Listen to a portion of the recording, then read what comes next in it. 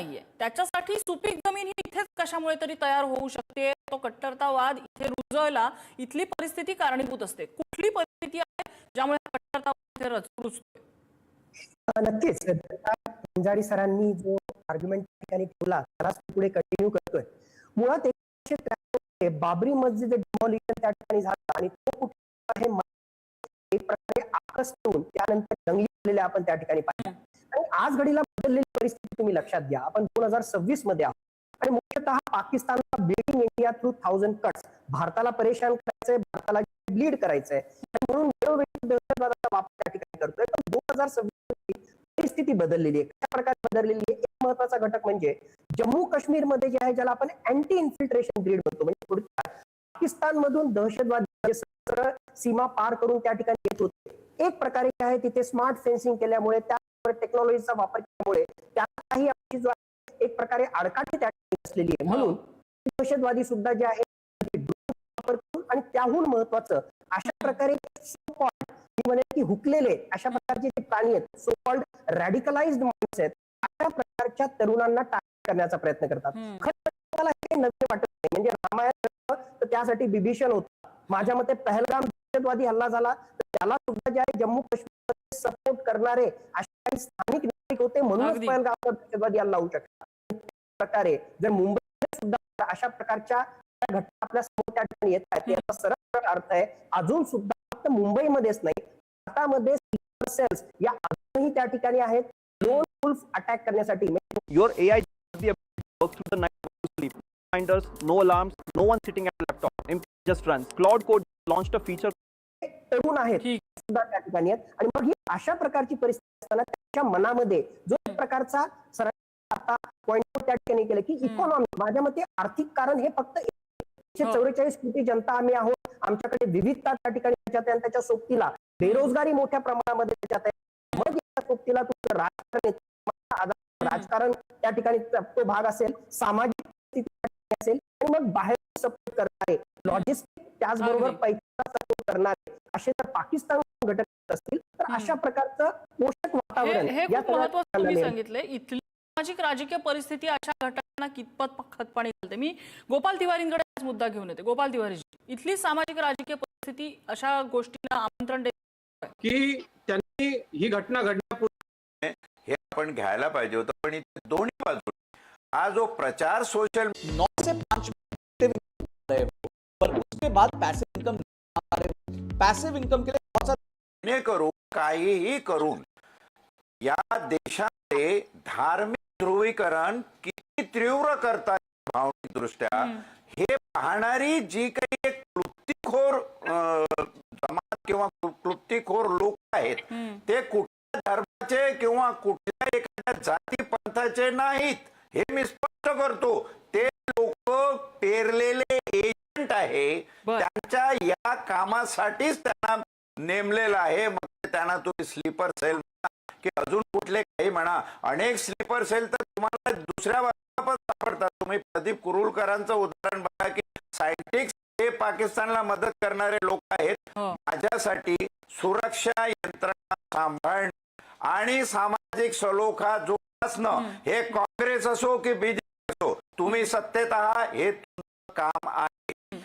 अगदी गाव आणून बोलायचं आणि आम्ही हे असं केलं, आम्ही ते तसं केलं. पहलगाम नंतर उरी, तुमचं पठाणकोट, त्यानंतर पुलवामा, हे जे प्रकार सगळे झालेले आहेत आणि आम्ही ऑपरेशन सिंधू सारखं ऑपरेशन पण केलेलं आहे, तरीही या मोठं मॉड्यूल दिल्लीच्या स्पेशल सेल आणि सगळ्या राज्यात एटीएसनी कणून काढलेलं आहे.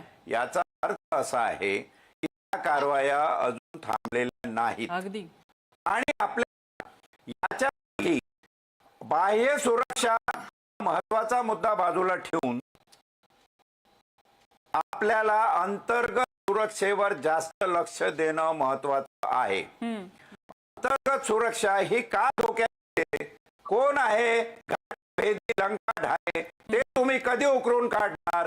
साधी नागपूरला त्या औरंगजेबाच्या समाधीवरून आपली धुमचक्री झाली, पण त्याच्या बांगलादेशमध्ये कनेक्शन निघाले. त्या कनेक्शनचं पुढे काय झालं? कोण फायनान्स, कोण यांना फायनान्स करतो? हे जे फायनान्स येतं उगाच हवेतून कोणी इथला माणूस असल्याशिवाय या गोष्टी घडू शकत नाही. मग तो कुठल्याही जातीचा असो धर्माचा असो त्याला शिक्षा आणि ताडण झालं पाहिजे, तरच आपण येणाऱ्या पिढ्यांसमोर एक चांगला आदर्श निर्माण करू शकू.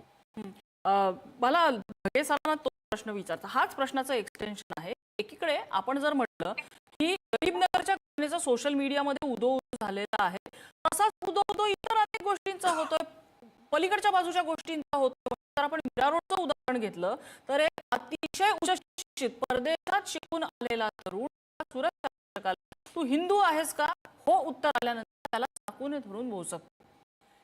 म्हणजे असं आहे की उद्या या चौकामध्ये एखादा लोकल अटॅक झाला तर आज कोणीच सुरक्षित नाही असं समजायचं. म्हणजे ही जशी आपण एका बाजूची वकिली करतोय तसं दुसऱ्या बाजूला पण तीच परिस्थिती असते की ही क्रिया म्हणजे बांगलादेशींना हाकललं की गरीबनगर स्वतंत्र झालं, ही पण कशावरची तरी रिॲक्शन असेलच ना.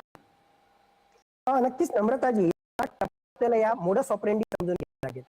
त्या गरीबनगर प्रकरणामध्ये जर आपण पाहिलं तर एक लोकल ऍक्शन घेतली. आपल्याला जसं माहिती विरुद्ध जे आहे वेस्टर्न रेल्वेनं काही कारवाई त्या ठिकाणी केली आणि त्या कारवाईमध्ये बहुतांश त्या ठिकाणी मुस्लिमांची घरं त्या ठिकाणी काढण्यात आली. सोबतीला असा दावा त्या ठिकाणी करण्यात आला की मस्जिद होती त्या मस्जिदीला एक प्रकारे हानी पोहोचली. आता ही जी आहे तशी पहिली तर स्थानिक घटना होती.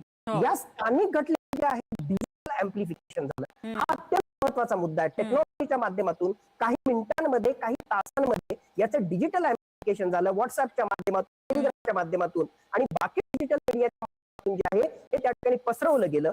हे झाल्यानंतर एक प्रकारे कॉम्पोनंट त्या ठिकाणी व्हल्नरेबल पॉप्युलेशन त्यांच्या मनामध्ये ऑलरेडी काही अशा भावना होत्या आणि या डिजिटल माध्यमातून जे आहे कुठे रिलेटेड, कुठे जम्मू अँड काश्मीरशी रिलेटेड, कुठे याच्याशी संबंधित सगळ्या गोष्टीची सरमिसळ करून अशा प्रकारे ठिकाणी झाला की बघा आपण मुस्लिम आहोत म्हणून आपल्यावर कशा प्रकारचा अन्याय होतोय. म्हणजे या व्हल्नरेबल पॉप्युलेशन एक प्रकारे टार्गेट करण्याचा प्रयत्न झाला. इथून रॅडिकलायझेशन झालं आणि याला सपोर्ट सिस्टम पाकिस्तानचं, जसं धनंजय सरांनी त्या ठिकाणी सांगितलं, केडर आणि फॉर्डर. केडर म्हणजे जे आहेत अशा प्रकारे फॉर्डर म्हणजे जे आहे सपोर्ट सिस्टम, मुख्यतः पैसा, लॉजिस्टिक सिस्टम. या प्रकरणामध्ये शहजाद भट्टीचा समोर येत आहे पाकिस्तानातल्या. नक्कीच त्याच्याकडून जो आहे तो सपोर्ट सिस्टम त्या ठिकाणी आली. मग ही सगळी दोघांची गट्टी जमल्यानंतर कायनेटिक ऍक्शन म्हणजे जी व्हायलंट ऍक्शन जी आहे ती समोर त्या ठिकाणी आली आणि भविष्यामध्ये त्यांना वेगवेगळ्या कारवाया करायच्या होत्या. मग हे सगळं गणित, ही सगळी जर मोडस ऑपरेंडी आपण समजून घेतली तर आपल्याला प्रत्येक टप्प्यावर ऍक्ट करावं लागणार आहे. इथे जे आहे आपण कितीही दावे केले आणि खरोखरच जर आपल्याला त्याचं विश्लेषण करायचं असेल तर आपल्याला मानावं लागेल की आपलं इंटेलिजन्स ही फक्त एक घटना नाही. Intelligence is our weak link. मग ते असो या सगळ्या गोष्टी असो, आता आपण कारवाई मोठी घटना जी आहे टाळली, पण इंटेलिजन्स ही लिंक आहे. मग या ठिकाणी जे आहे इंटेलिजन्स, टेक्निकल इंटेलिजन्स साठी जे आहे खरोखरच आपल्याला गोष्टी त्या ठिकाणी करता येतात. नॅट ग्रेड म्हणून किंवा एससी म्हणून नाही चालणार. 2009चा मुंबई हल्ला आणि 2026 काही घटना घडल्या, आपण आज सुद्धा जे आहे मुंबई तेवढीच वल्नरेबल आहे. मुंबईवर दहशतवादी हल्ला होऊ शकतो हे सत्य आहे. एक महत्वाचा मुद्दा त्या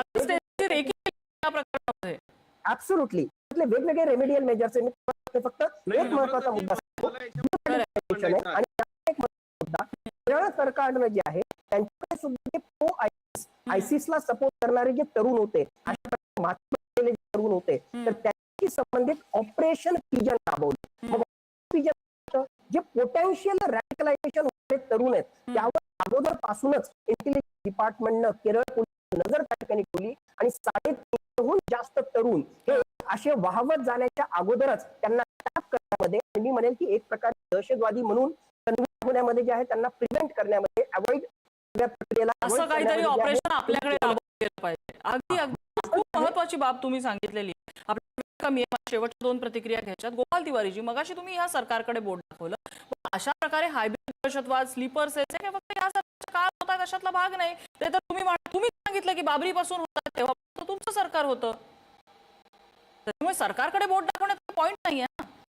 नाही मुद्दा असा आहे की त्यानंतर तर जेव्हा काहीतरी डिजिटल फॉरेन्सिक आहेत हे लक्षात घ्या. म्हणून पोलिसांनी सांगितलं पाहिजे. यात काही महत्वाचं नाही आहे. आपला मीडिया चांगलं काम करतोय मी त्याच्या माहिती देतात आहे त्याचाही परामर्श आपण घेतला पाहिजे. पण या सगळ्यांच्या पलीकडे देशाच्या जोराचं मत घ्यावं. तुम्ही धर्म आणि राजकीय पक्षाच्या द्वंद्वात जात आहे. मला ढगे सरांची पण एक कमेंट घ्यायची. ढगे सर शेवट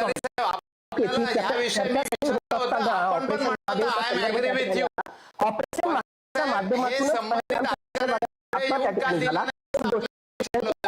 नसेल त्याच्यानंतर कमांडर यांनी अधिकृतरित्या त्या ठिकाणी पत्रकार परिषद घेऊन त्याची माहिती त्या ठिकाणी दिली आणि त्याच वेळेस माझ्या मते संसदेचं अधिवेशन सुरू होतं. संसदेची पटलावर माहिती दिली. बरं, यांच्या विधानांच्या पलीकडे जाऊन ज्याला आपण डिजिटल फोरेन्सिक म्हणतो ते फोरेन्सिक इन्व्हेस्टिगेशन त्या ठिकाणी केलं तर त्यांच्याकडे सापडलेल्या बंदुका, त्यांच्याकडे असणाऱ्या गोळ्या आणि पहलगाम दहशतवादी हल्ल्यामध्ये हा वापर या जे आहे साम्य त्या ठिकाणी आढळलं. बाकीचेही डिजिटल फॉरेन्सिक्स जे आहेत ते सपोर्ट करणारे होते. म्हणून ऑपरेशन महादेवच्या माध्यमातून पहलगाम दहशतवाद्याचा जो आहे खाता झाला याला आपल्याला पुष्टी मिळते. आणि सगळ्यात महत्त्वाचे आहे वर्तमानपत्र त्या ठिकाणी दाखवलं. मला जर कोणी वार्ताहरानं दिलेल्या बातमीपेक्षा आमच्या कोर कमांडरनं भारतीय लष्करानं अधिकृतरित्या आणि त्याच्या माध्यमातून जे आहे पहलगाम दहशतवाद्यांचा खात्मा करण्यामध्ये आम्हाला यश मिळालं तर माझं आहे त्यांच्याकडे फक्त एखाद्या वर्तमानपत्रामध्ये आलेल्या बातमीवर त्या ठिकाणी लार्जर इश्यू आपल्याला कन्सिडर त्या ठिकाणी करावा लागेल. भारतीय जनता पक्ष असेल किंवा काँग्रेस असेल कुठे ना कुठे आपण कमी पडलो म्हणून जे आहे 70 वर्षानंतर सुद्धा आहे दहशतवादाचा आणि आंतरिक सुरक्षिततेचा प्रश्न जर असेल तर कुठेतरी आपण कमी पडलो. आत्मनिरीक्षण आत्मपरीक्षण त्या ठिकाणी करावं आणि राजकीय पक्ष म्हणून मुक्तीलाच प्रशासन म्हणून समाज म्हणून आणि माझ्या मते तुम्ही आम्ही म्हणून अशा प्रकारे आपल्याला या इश्यूला सॉर्ट आउट करता येईल याचा विचार करणं आवश्यक आहे. शेवटचा मुद्दा इस्रायल माझं आपल्याला एक सांगणं आहे मात्र काही घडण्यापूर्वी पोलिसांनी राजकीय इच्छाशक्तीची जोड लागते. त्यामुळं आमच्या सरकारला आपल्याला मार्क्स द्यावे लागतात. आम्ही यंत्रणांच्या पाठीशी उभे राहतो.